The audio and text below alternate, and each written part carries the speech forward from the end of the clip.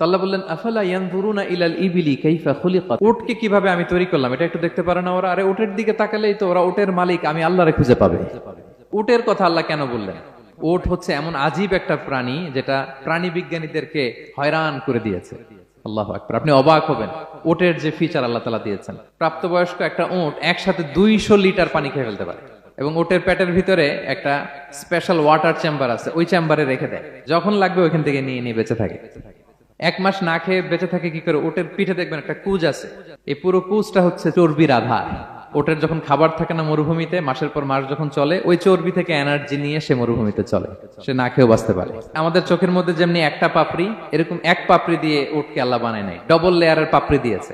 কারণ মরুভূমির মধ্যে চলতে পথে লু হাওয়া থাকবে, মরুভূমির সাইমুম, বালুর ঝড়, এই ঝড় মোকাবেলার জন্য, লু হাওয়া মোকাবেলার জন্য ডবল লেয়ারের চোখের পর্দা।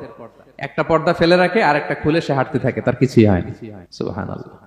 আমাদের 98 ডিগ্রি ফারেনহাইটের স্বাভাবিক তাপমাত্রা, তাই না? 99 ডিগ্রি হলে আমাদের জ্বর, 100 ডিগ্রি হলে জ্বর, 101, 2 সর্বোচ্চ আমরা সহ্য করতে পারি। এর বেশি যদি হয়, 103 ডিগ্রি হলে বেহুশ হয়ে যায় মানুষ। 4 ডিগ্রি হলে আমাদের দেহের ভেতরে যে কোষগুলো আছে এগুলো মরে যায়। কিন্তু একটা উট মরুভূমির তাপমাত্রায় প্রতিদিন 104 ডিগ্রি 5 ডিগ্রি তাপমাত্রা সহ্য করে খুব স্বাভাবিক উট চলতে পারে, তার কিছুই হয় না।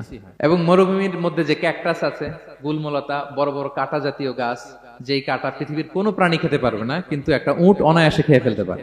উটের জিহ্বাকে এবং পাকস্থলীকে আল্লাহ এমন স্পেশালি মেড করেছেন, যত কাঁটা দিবেন খেয়ে সাবার, ওর কিছুই হয় না। সুবহানাল্লাহ।